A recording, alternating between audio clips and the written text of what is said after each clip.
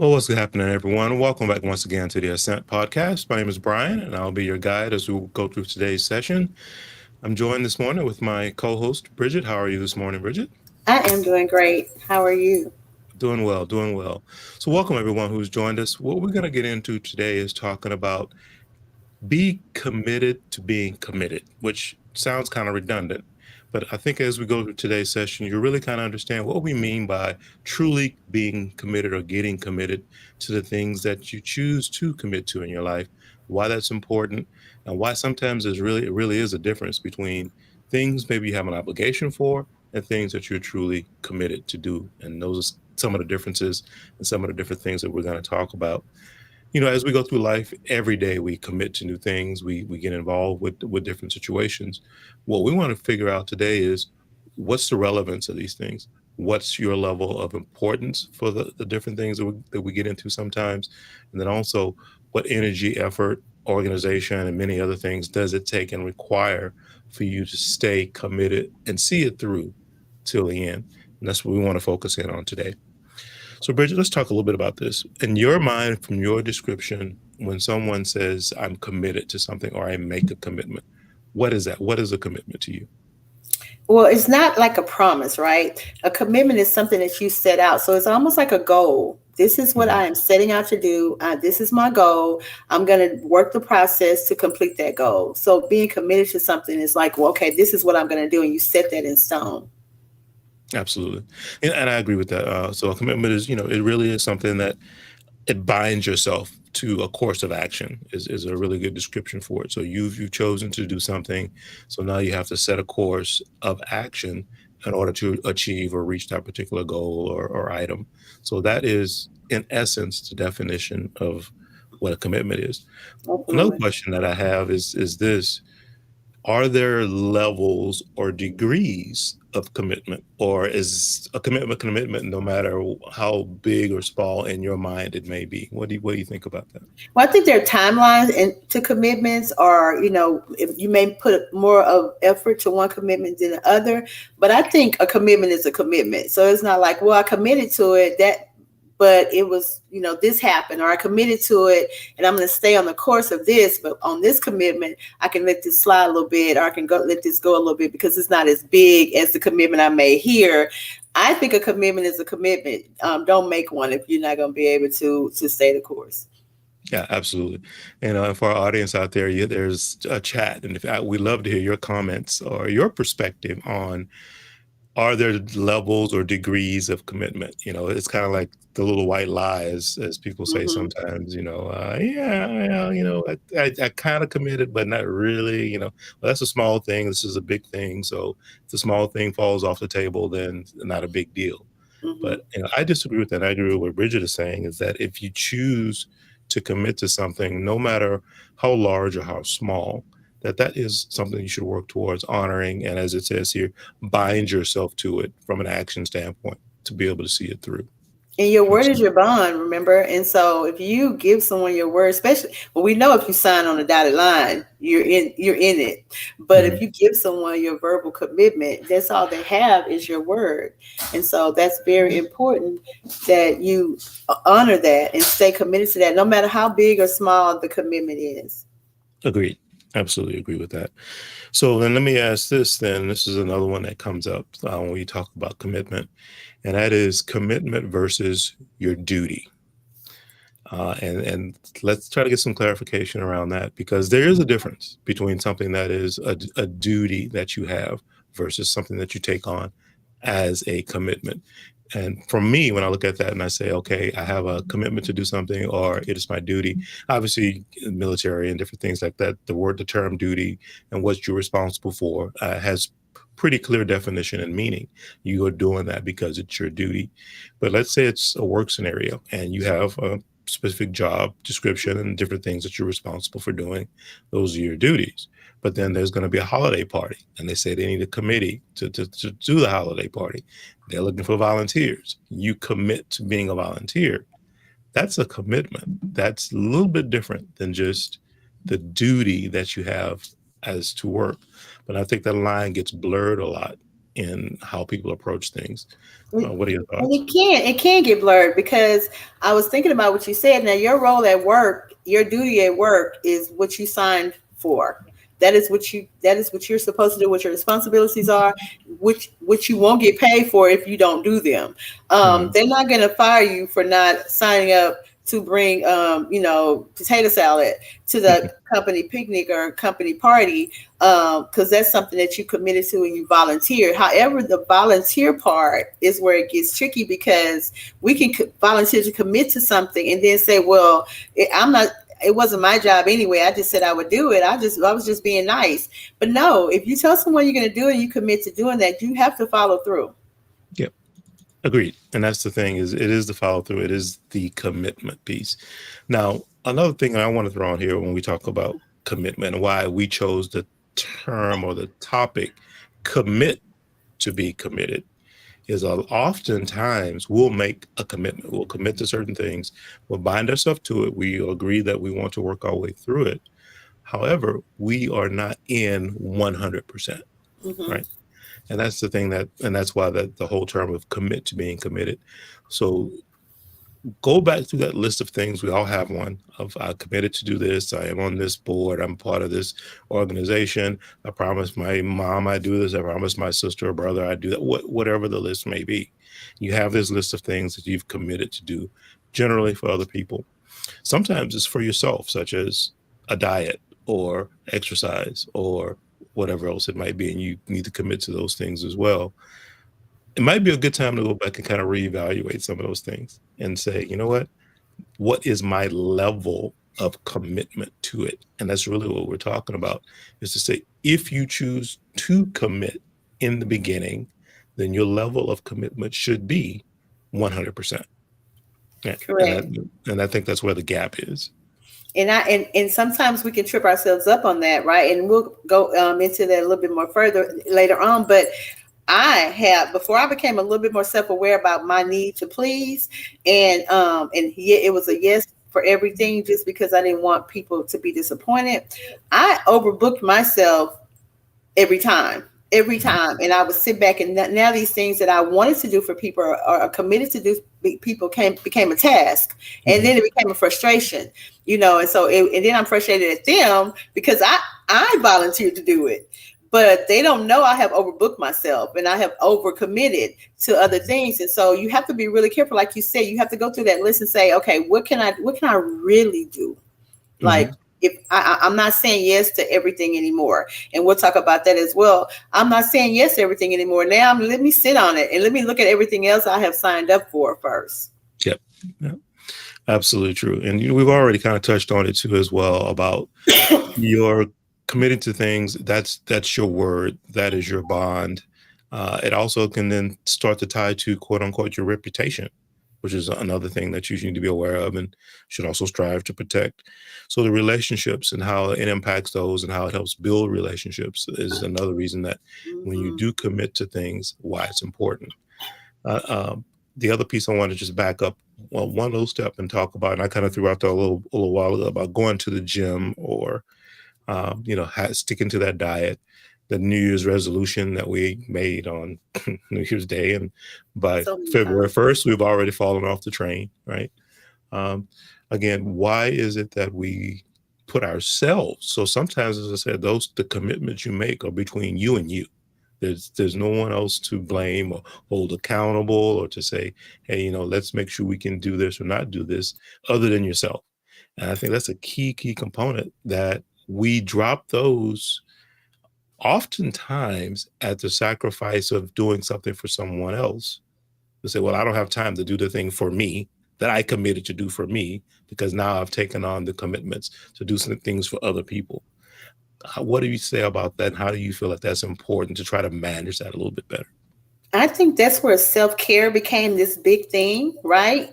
Because we start to find out by results of our health, results of our mental health, as well as our physical health, that we were outdoing ourselves. Like we were doing more for others than we were doing for ourselves. And I think that's when self care became this big thing now is to take care of self first, because we do plan these, and most people do it on New Year's Eve. We do plan these goals for ourselves and what we want to achieve for the year. And just in saying that, this is June, so if you plan something, this is a 6 month of the year, so this is the first half about to be over. But we will do, and talk about what we want to do for ourselves, and then we will let the commitments of other people, or what we commit to other people, overshadow what we really need to do for ourselves. And I had to do that. It was like, and then when people start complaining about, well, you know what, I'm always tired. I never get to do this, and I never go out, and I never go eat, and I never do.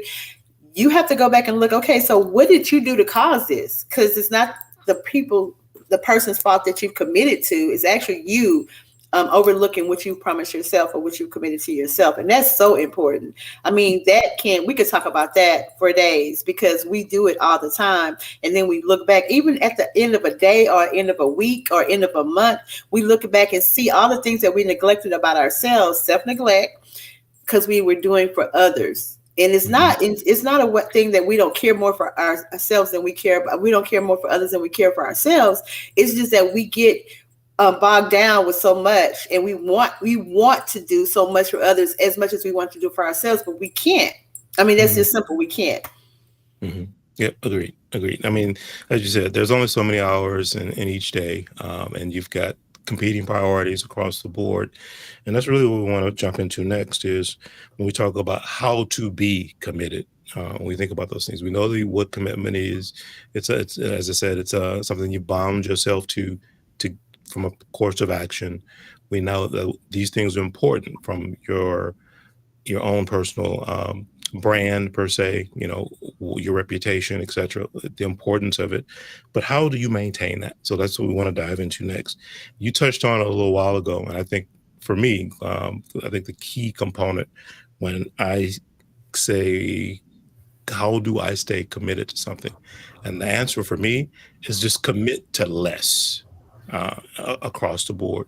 What would be your one thing? If there was one thing that you could share that you would say, what would that be, Bridget?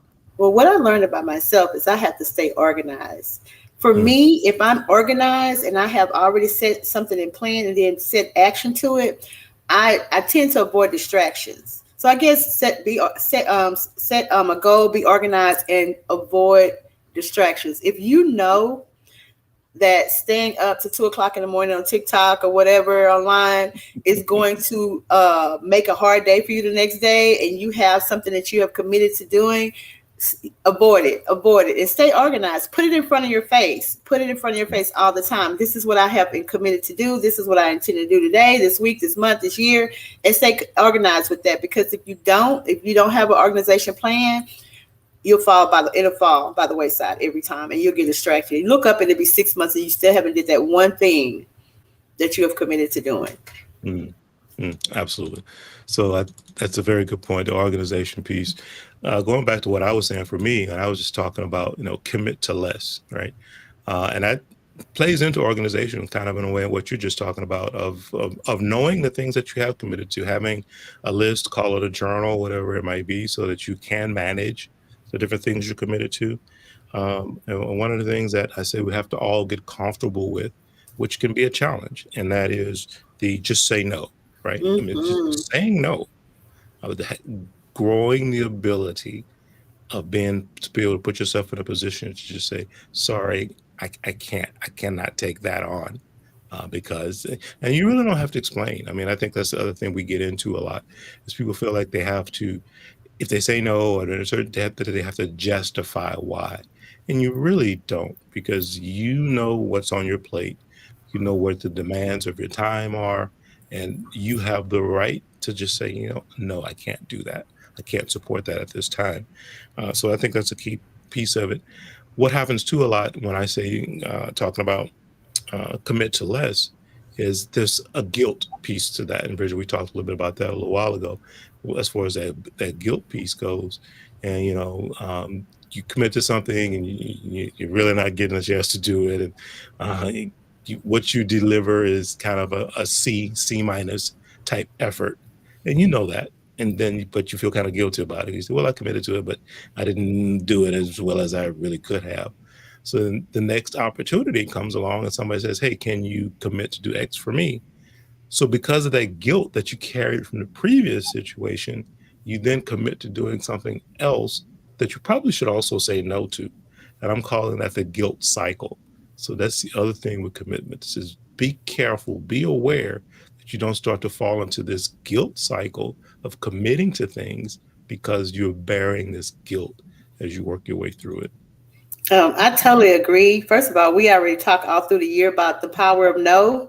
No is bay for me. It's like, and I didn't realize this before, until I just started to see that I had been saying yes way too many times to things that I knew I could do, but did not have the time to do it. And then the outcome, I was frustrated and not giving my all into it. And like you said, a C or C minus at best. And so just taking a minute, and I do that, and we talked about that off camera, just taking a minute to really look at your schedule and look at the intention of the commitment.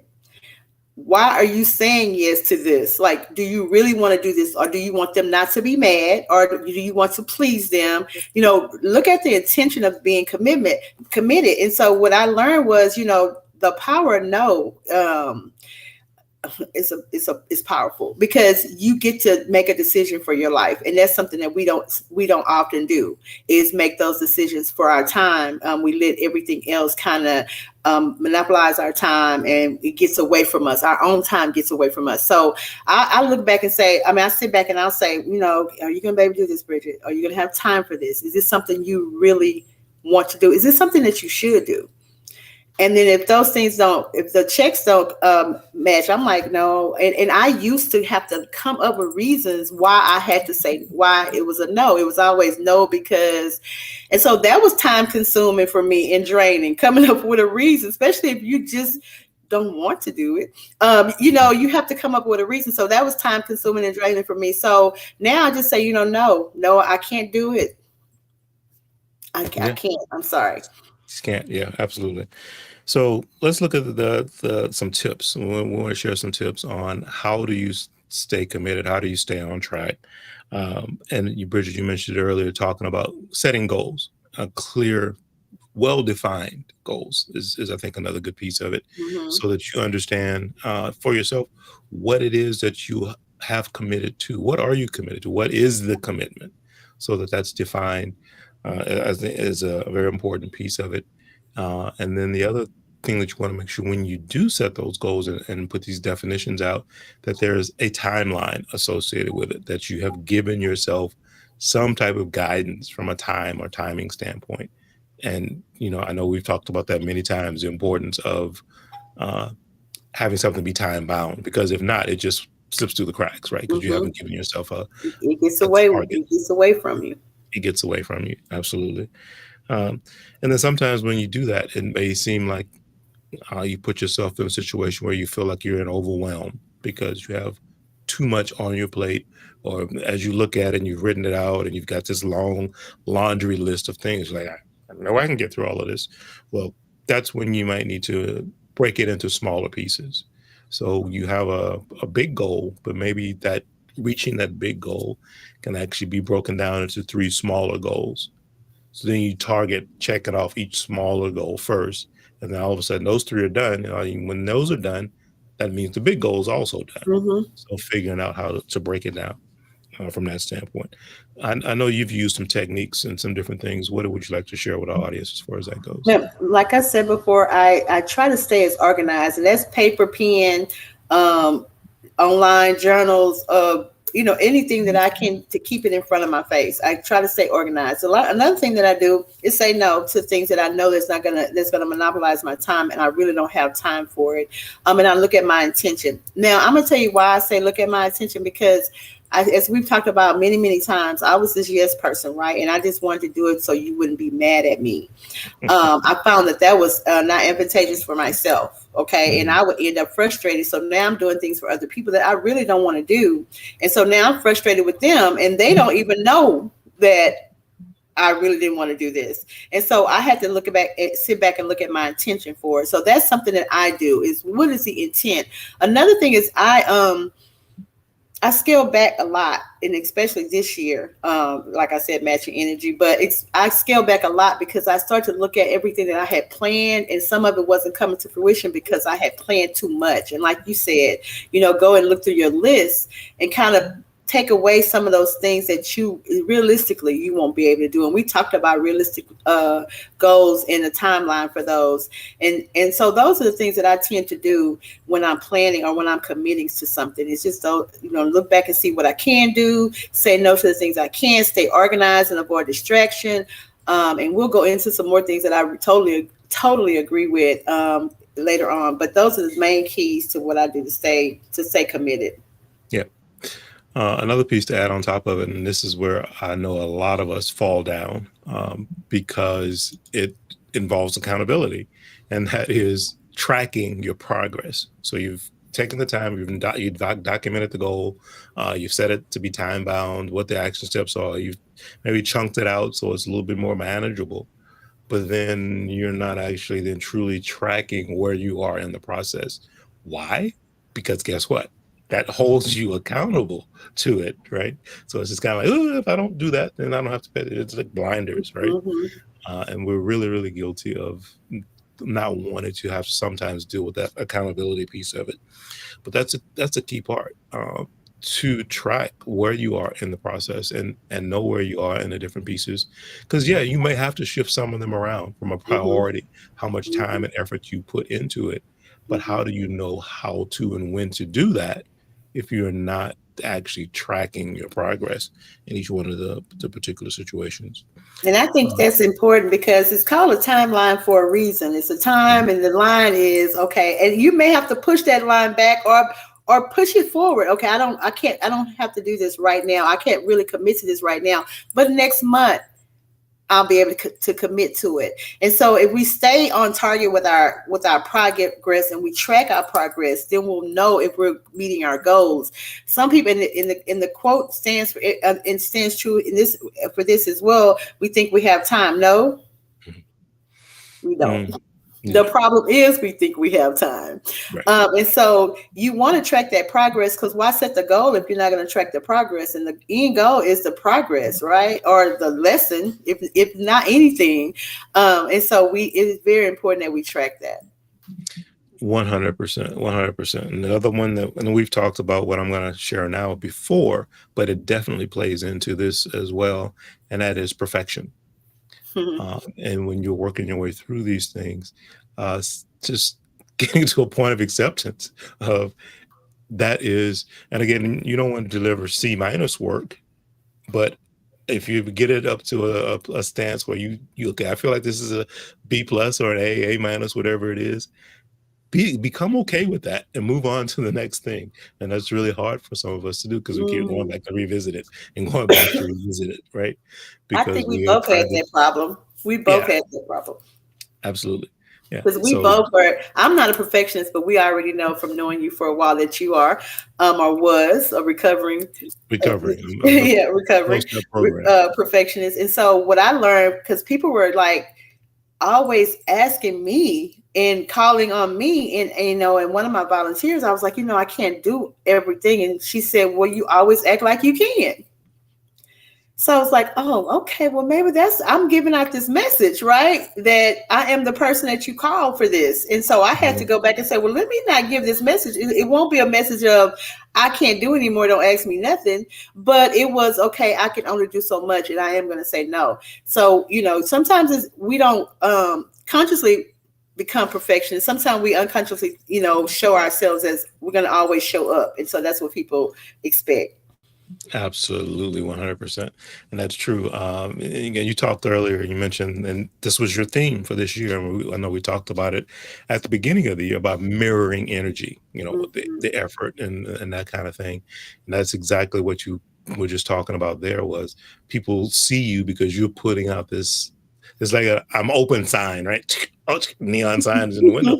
I'm open to take on anything you put out, right?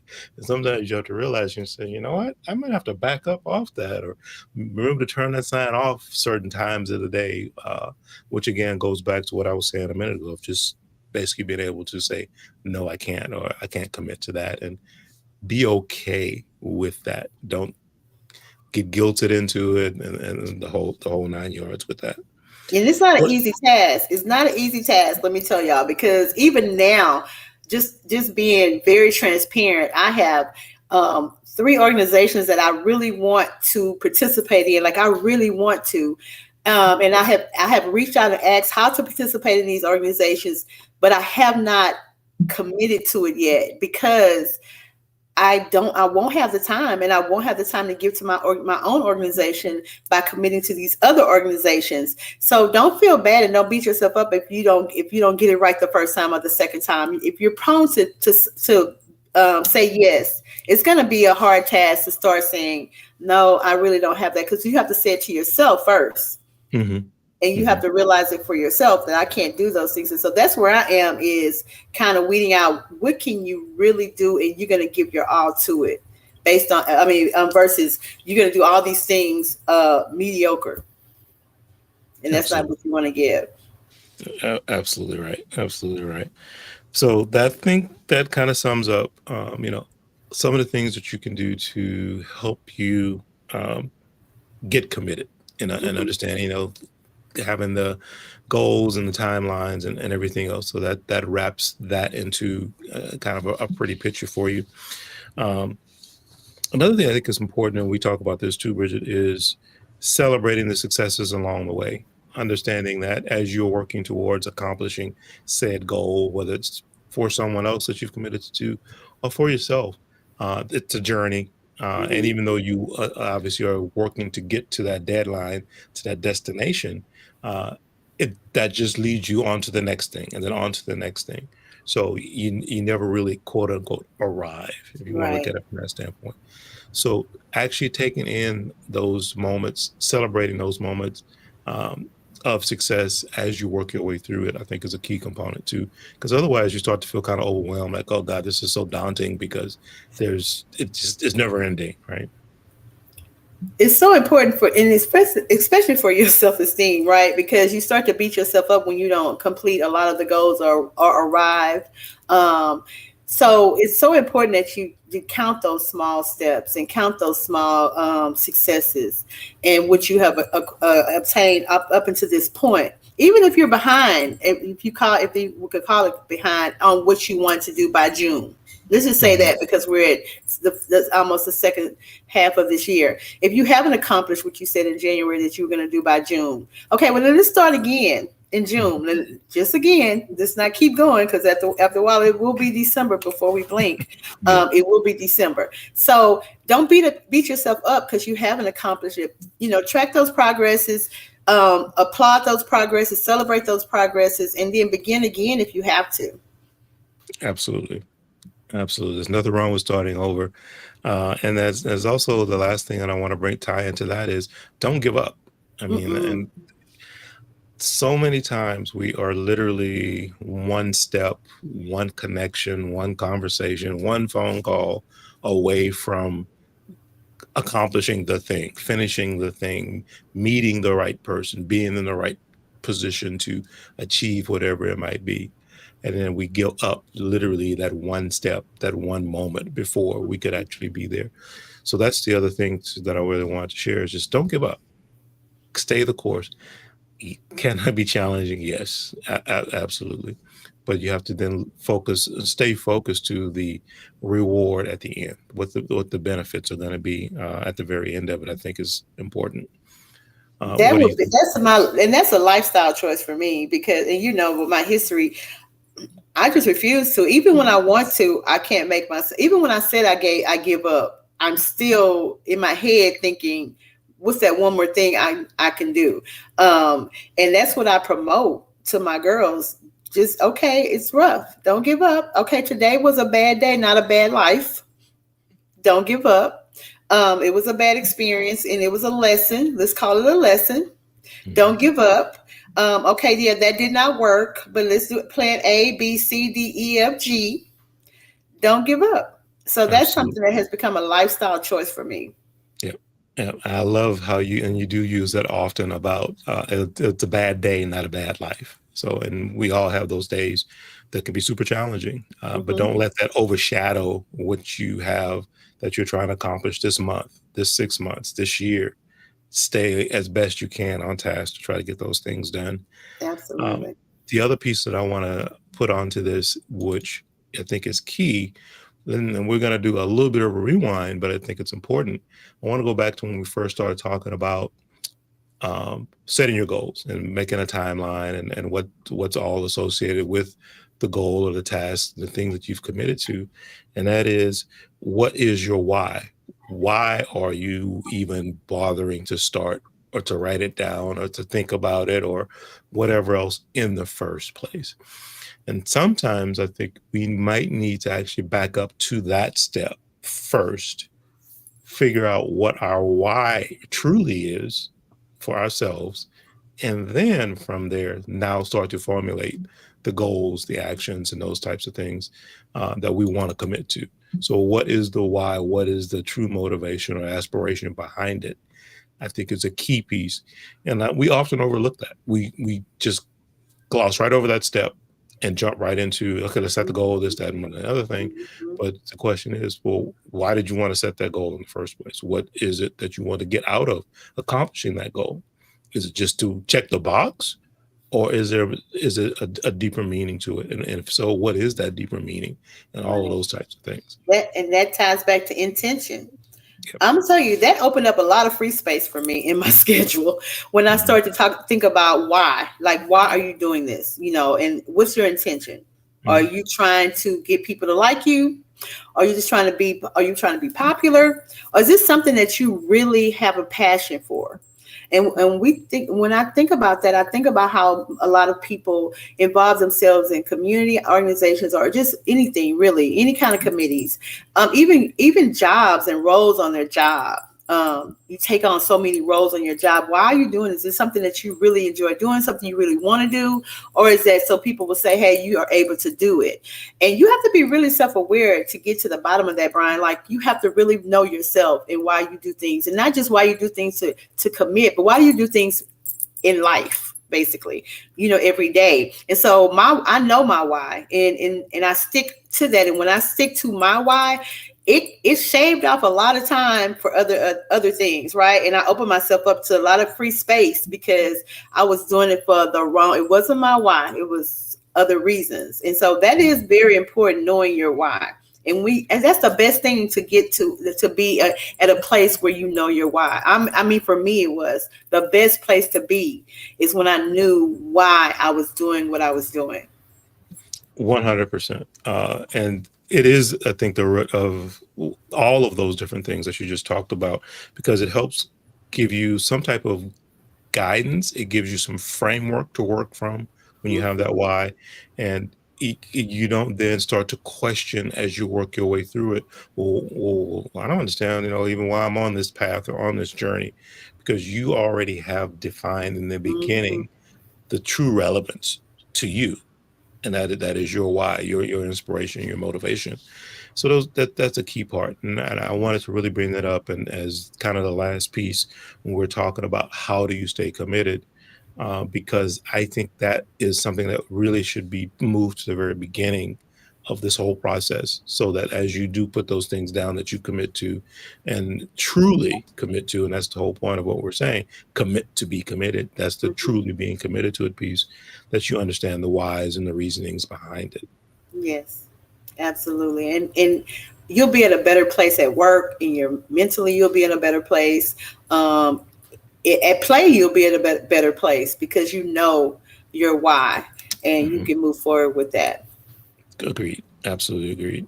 So then let's move to the next phase. The next thing we want to talk about, which is, and that's the importance of having a support system in place as you do work towards the things you commit to, achieving the different goals that you have. Well, what does a support system look like? So really what we're talking about there is it friends? Is it family? Is it coworkers? Is it peers? A mentor, different people like that that you may have in your life or should have in your life to help keep you on track. And Bridget, we've talked about this many times too, where we talk about accountability. And we had that word come up a little bit ago, and how important it is that you do have an accountability person, whoever that may be, in your life that kind of goes, and girl or dude, hey, come on, man. I mean, seriously, right? That person who's really going to stand up and hold your feet to the fire. We need that accountability person, and I think that matters. So whoever that's going to be for you, someone you can be open with, communicate with, share, and truly, honestly, openly share what your objectives are, why you're trying to get there, the whys behind it. So it does need to be someone that's kind of a confidant that you can really, really express the true self to, so that they can be there for you. And that's not always easy to find. What do you think? Well, as I've said before, I have a couple of circles of really close friends, and I'll say that first of all, I'll say don't expect your close friends to always be a support system in business. Okay. When they didn't see the vision, you want to align yourself with people that have that, that same commonality in terms of vision. However, you will have a selective close friend base that you can bounce your feelings off of. And not exactly your ideas, your vision ideas, but your feelings about what's going on with you. And so I have a couple of circles of good friends where I can be myself and I can say, hey, this is hard for me today, or this is hard for me this month. And also I have a organization, a mentor program. And what I found in my volunteers were, well, they came on as volunteers to help me with the girls, but what they are doing are being my support system. I have a volunteer will always say, well, Miss Bridget, I don't know about that, or look at it this way. And it was hard for me, right? Because I'm the oldest child and I'm the oldest grandchild, blah, blah, blah. And I'm always the one making these decisions, and nobody's saying, well, hey, that ain't good. That's not, I think you should look at it this way. And so it was hard for me to accept that, because I was like, well, it's my decision. But she, one of my volunteers was like, Miss Bridget, I think you should look at it this way. I think you should look at it this way. And that's good, or whatever. And that's so great to have, is somebody that you can trust, that they're out for your better good, right? And so that they're going to tell you, hey, I don't think that's a good idea. And I have girlfriends like that as well, that when I'm feeling overwhelmed, or when I'm feeling a certain way, or I don't know which way I need to turn, that they'll say, hey, well, remember this, or you did this before, so maybe you should do it this way. And so you don't always want yes people around you. I'm going to tell you that right now, because you be on a cliff and they'll be like, yeah, go, go, go, go. You don't always want yes people around you. You want someone around you that's going to be like, okay, I don't know if that's a good idea. Why don't you look at it another way? So that's been my support system, my volunteers and my close circle of friends. Absolutely right. Not having the yes people around you, you need that person. Like I said, that accountability person, whoever that's going to be for you, you absolutely need that. And it ties back to what you were just saying a little bit ago about that open sign, right? It's like, I'm open, open, open. And the yes person kind of does that same thing for you. Mm-hmm. Everything just free flowing, and it's always coming, right? And that's not always the best thing to have.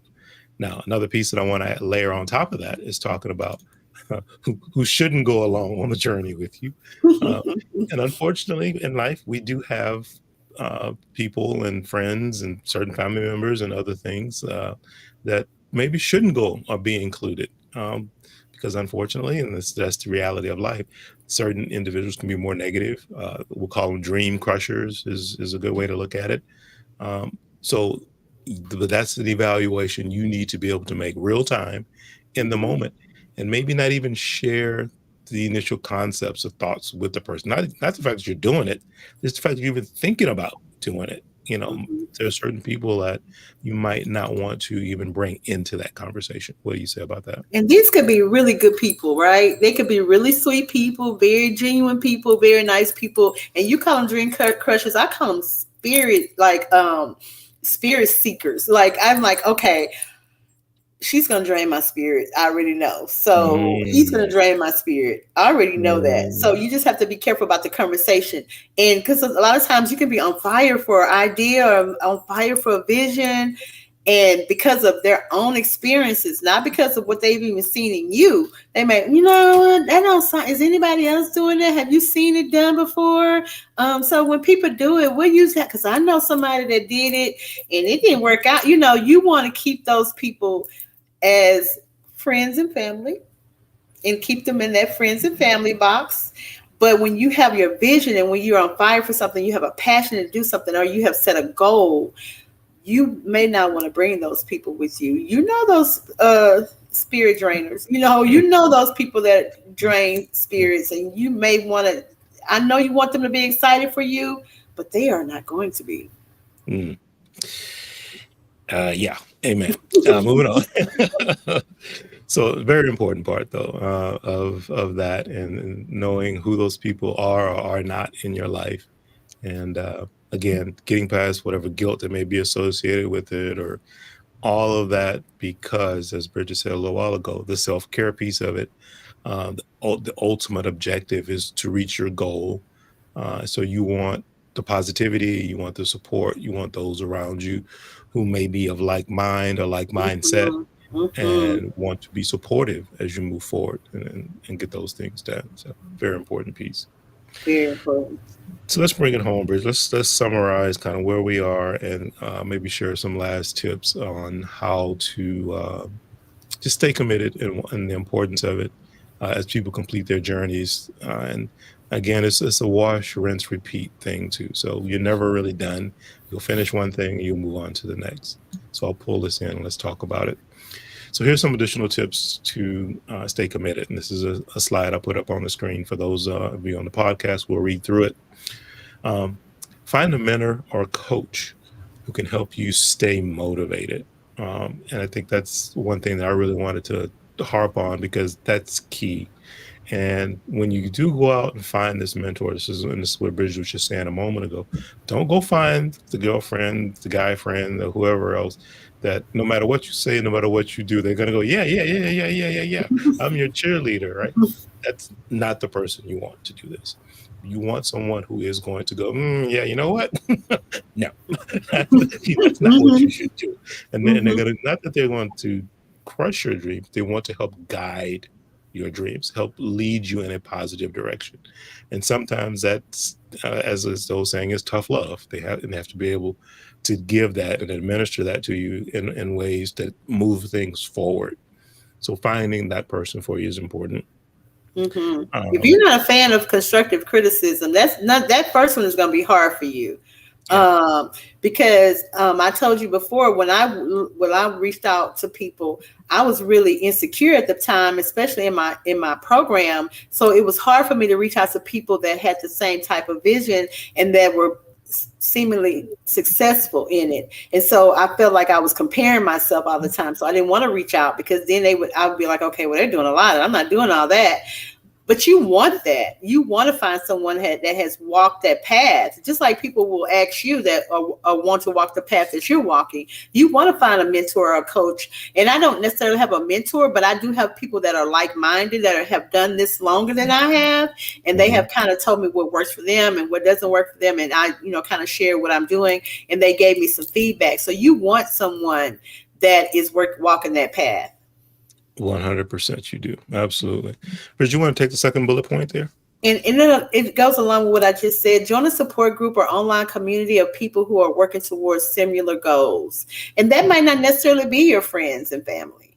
Hmm. You may have to get outside the box and reach out to strangers that Hmm. have no idea who you are or what you're doing. But once you research a lot of these support groups and a lot of the online community, especially, all I had to put in was teen outreach and just a load of people, even with that name came up. And so you want to join those people because they will keep you motivated. They will keep you on course with your goals because most of those support groups are goal oriented. Oh, 100%. And another thing I wanted to add to that, especially, is talking about peer groups. Hmm. Obviously, we all have peer groups. We have certain circles that we gravitate to and that we run with. And depending on what your goal is, if you're looking to elevate yourself, change, or move to in a different way in life than you have in the past, then guess what? You're Hmm. probably going to need to change your peer group. because how are you going to know how to navigate, how to be, how to do if the group that you're with, the circle that you spend most of your time with, doesn't do that thing, right? Mm-hmm. Whatever this you're trying to elevate yourself to. A great analogy I use is talking about something as simple as racing. So if I want to run a marathon, but I'm spending all of my time with guys who are sprinters and all they do is run the 100-yard dash, how am I ever going to get trained and understand what it takes Mm-hmm. to run a marathon? Right? Mm-hmm. So because it is all still track and field. However, that peer group that I'm with is not going to be able to help guide me in that particular way. So that's what I mean when I say that is if there's a certain thing you're trying to accomplish, it's out of your existing comfort zone, something maybe you don't have the knowledge or understanding of, go find a group or organization, shift up your peers to help you elevate your mindset and your understanding so that you can start to gravitate, move your way up that ladder. And I will say that, and this is just my own opinion, men are more likely to stay focused on that and to choose peer groups. Women are so emotional, right? And that we want to choose people that we've known all this time, or and then we and we're disappointed when our circles of friends are not the people that we need to share those goals with. But don't be discouraged. Like as women become more progressive and business mind like their sets of friends will change, and then that will show you who your real friends are, who your support system is. And that's what I love about my friends. I mean, I'm doing something that they're not doing, clearly, but they always are there to support me. So if I'm busy that week or that next week or that next whole month doing something that's going to support my mentor program, they're not saying, well, you don't hang out with us anymore and you used to do this and then you don't do this anymore. That's going to show you who your real support and your real circle of friends. So that's a good thing.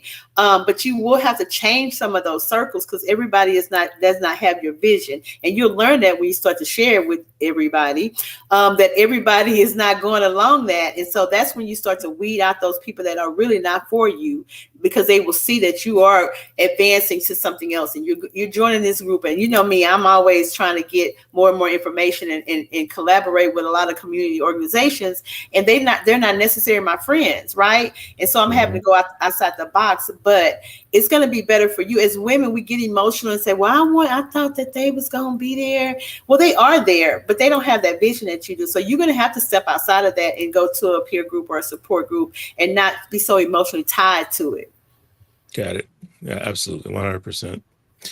So the next two on the list we've kind of already talked about, and that's, set smaller achievable goals that you can, and then celebrate it along the way. So as you knock off, you check those boxes, pat yourself on the back, show yourself some appreciation because those are accomplishments that you have made. And then, as it says, reward yourself for your progress as you go. That's a very important thing, I think, to do too, because it keeps you motivated and it helps continue to move you forward. Then the last one is one I think we struggle with a lot, and different circles and different things. It says, don't be afraid to ask for help when you need it. And again, this goes back to understanding your why, because if you truly do understand the root of it and why you're even going down that road in the first place, then there's less, I don't know, I'm going to use the word shame is a word I'll use. You don't feel as intimidated of when you do share what it is you're trying to accomplish, because you have a firm grasp and understanding of why you're doing it in the first place. But when you don't have that, and then now you have to ask for help, you feel a little awkward, and things feel a little bit uneasy. Bridget, I know you have You'll start experience. to feel like you can't do it. So asking for help does not mean you can't do it. It means you need support to do it. And I know with me, Miss Do It All, I never asked for help. And then at the end of the day, I'm tired and frustrated and overwhelmed. And so I had to learn, well, those people are in place for that, for that reason. God has placed these people in your path for that support, for that help. And so asking for help does not show a weakness. Actually, it shows a great leader. a great leader. And so I learned that you have to delegate some responsibilities to other people that know how to do that and then can teach you how to do that. And that's what they're Mhm. there for. So now, if I don't know how to do a thing, I'm going to reach out to people that know how to do the thing. And so that, at the end of the day, we both know how to do that now. And I'm not intimidated by that anymore. Correct. Absolutely, 100%. So being able to ask for help, know who to go to, and that goes back to having that support group that we talked about earlier, whether it's peers, family, friends, because you've already kind of shared with them what you're trying to accomplish, and they have your back. But sometimes you need help, and it's okay to ask for it. So that kind of brings us to the end. I think, as I said, commitment is a journey. It's not a destination, Hmm. because you're always going to be taking on new commitments day to day, week to week, and so on as you move through life. Um, but that at the end of the day, it's time, it's effort, it's dedication. I recently did a post and it basically said there's some things that you don't get back in life, and one of them was time. Once that's passed, it's passed. Opportunity, same thing. Once opportunity has passed, it's passed. So when you do have commitments and things that are open to you, take advantage of it. Take advantage of it now, because that opportunity or that time to do that thing might not come back around again. So if it presents itself, try to be as honest with yourself and commit and be truly committed to it so you can move forward. I think that's an important piece. Stay true to yourself. Stay true to yourself. Especially when you talk about being committed, stay true to yourself, and then you'll see your why, and then you see if you're organized or not, and then you'll see if you have a support system, like a true support system and circle. Stay true to yourself, because that's what you have to do. That's the very first thing you need to do to identify those things. 100%. So, Bridget, final thoughts. We kind of wrap this up. What would be the last thing you want to share with the audience? Well, now we're talking about stay committed, and I'm always going inside, looking out and out, and this, and I hope this applies. But do it anyway. Like, do it afraid, do it alone, do it with support, do it without support. If there is something that you are committed to, and you want this, and this is a passion for you, do it. 100%. Yeah, that makes perfect sense to do it. As you said, like you said, do it afraid. And I love that, because you are obviously putting yourself out into different areas and different space that's outside of your comfort zone. So it's not going to be comfortable, but that's where the growth happens, and that's where the true Hmm. reward comes into. Um, so that's important for me. From a final thought standpoint, I look at it and I say, and I mentioned earlier, not just to saying no, but to, as I said here, narrow your focus. So to take on less, to do less, because it gives you the opportunity to deliver on the things that you are truly committed to, Hmm. and to deliver on them at a high level. So narrowing your focus, and that goes back to your whys and some of those things that maybe, that's really not relevant. So let me get that off of my list.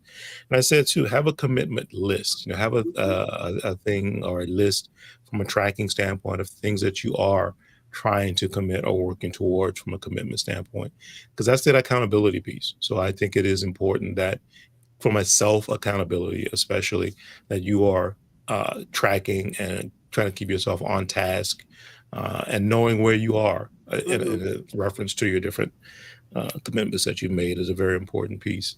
So that's the things for me is, as I said, just take on less, being able to say no, narrowing your focus and focusing on the things that are truly relevant so you can deliver on what's there. Is probably, I think, the key components to it. Absolutely, absolutely. Yeah. So I think that's kind of all we have for today. I do want to say, when it comes to commitment, and I think another thing that's important is sometimes we need to figure out our whys, as we talked about. And that's something that you can do as part of the masterclass that I've developed. So I have a masterclass. It's the Ascent to Self-Excellence Masterclass.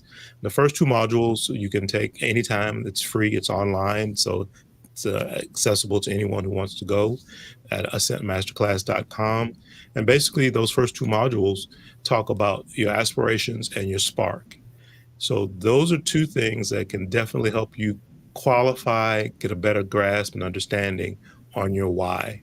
So if that's something that you struggle, because if that's something you struggle with, you can't seem to get your head around, definitely drop over ASCENTmasterclass.com.